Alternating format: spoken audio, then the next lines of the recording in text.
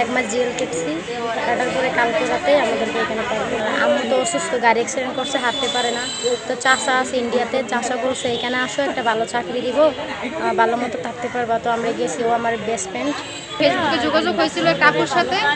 ওই আপুর একটা পার্লার ছিল, অনেক বড় 2-3টা পার্লার ছিল। তো ওখানে আমাকে একটা পার্লারে কাজ ছিল, আমি ওখানে কাজ করতাম। মানে মূলত ওখানে বাংলাদেশিদের খুঁজে খুঁজে সবাইকে পাঠিয়ে দিচ্ছে। আর এমনভাবে পাঠাচ্ছে মানে আমাদের কোনো নিউজ হচ্ছে না, নিউজও করতেছে না, আর পুরো গোপন। আমরা যে পুরো 1 মাস ছিলাম, 30 দিন পর্যন্ত, 6 তারিখ থেকে 30 তারিখ পর্যন্ত ছিলাম আমরা। আমাদের ফ্যামিলির একটা লোক পর্যন্ত জানতে পারে না আমরা কোথায় আছি।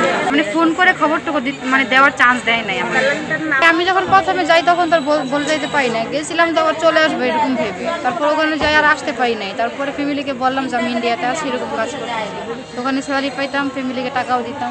আমাদের ধরা হয়েছিল 6 তারিখে। 6 তারিখে ধরার পরে আমাদের রাখছিল আপনার 30 তারিখ পর্যন্ত হবে। 30 তারিখে আপনার 12টার দিকে নিয়ে আসছিল ভুবনেশ্বর থেকে ফ্লাইটে বসাইছে। সেই ফ্লাইট শিলিগুড়িতে নামছে। শিলিগুড়ি থেকে ওখানে যে বিএসএফ এর কোয়ার্টার ছিল, হেডকোয়ার্টার, ওখানে নিয়ে যাওয়ার পরে ওখানে আমাদের 3-4 ঘন্টা বসায় রাখছিল। বসায় রাখার পরে রাত্রের 1টার দিকে, 12:30 কি 1টার মধ্যে আমাদের বর্ডারের সামনে আইনা বলতেছে যে তোমরা এখান থেকে সোজা চলে যাও। পরে আমরা বললাম যে তাহলে আমাদের বাংলাদেশি বিএসএফ হাতে তুলে দেবে। বললো যে না, সেরকম হবে না, তোমরা চলো, তোমাদের বিএসএফ তোমাদের নিবে না, তোমরা ডাইরেক্ট চলে যাও।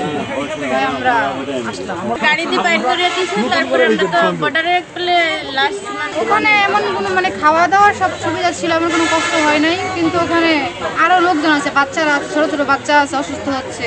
আমাদের সাথেও ছিল, ছোট ছোট বাচ্চারা ছিল, মা ছিল, ফ্যামিলি ছিল, ওদেরকে ছাড়েনি, ওরা এখন ওখানে আছে। যে জেলে আমরা ছিলাম সেই জেলে এখন ওরা আছে। বাঙালি দেখেই ধরতেছে।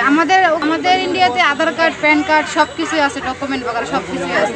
ওরা আমাদের কিচ্ছু দেয় না, সব কিছু রাখা দিছে, টাকা পয়সা সব কিছু রাখা দিছে, কিচ্ছু দেয় না। মোবাইল রাখা দিছে, মোবাইল, সিম, আমাদের বাংলাদেশের সিমগুলো পর্যন্ত রাখা দিছে, সব জামা কাপড় সব। আমাদের জন্ম বাংলাদেশে। আমরা গিয়েছিলাম 2023 সালে, ওখানে গিয়েছিলাম ঘোরার জন্য। সব মশার বিরুদ্ধে সুরক্ষা দিতে এলো বসুন্ধরা এক্সট্রিম অ্যারোসল। মশার বিরুদ্ধে এক্সট্রিম সুরক্ষা। দালালে বিক্রি করে দিছে, আমি বুঝতে পারিনি। তারপরে বিক্রি করার পরে আমি তার বুঝতে পারি নাই, ফোনে যোগাযোগ করতে পারি নাই। লাস্টে আমার একটা আত্মীয়ের লোকের যোগাযোগ হয়েছে, এর কাছ থেকে নাম্বার নিয়ে যোগাযোগ হয়েছে। তারপরে ঘরে ঢুকলাম, তারা বাংলাদেশে।